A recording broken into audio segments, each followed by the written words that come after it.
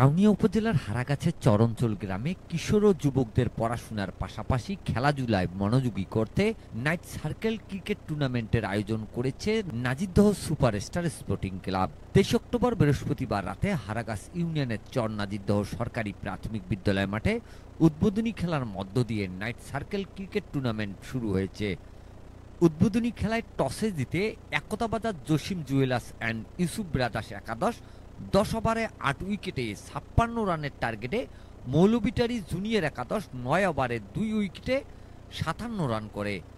নকআউটের খেলায় আম্পায়ারের দায়িত্বে ছিলেন মানিক ও মাইদুল। এর আগে অতিথিরা দুই দলের ক্রিকেট খেলোয়াড় খেলা পরিচালনা কমিটিবৃন্দদের সঙ্গে নিয়ে মাঠে প্রবেশ করেন। আমন্ত্রিত অতিথি সাইন ল্যাবরেটরি ও ইন্টারন্যাশনাল হসপিটালের পরিচালক জামাল হোসেন এবং বিএনপি হারাগাছ ইউনিয়ন ওয়ার্ড শাখার সভাপতি খলিলুর রহমান ব্যাটিং ও বোলিং করে নাইট সার্কেল ক্রিকেট টুর্নামেন্ট খেলার উদ্বোধন করেন।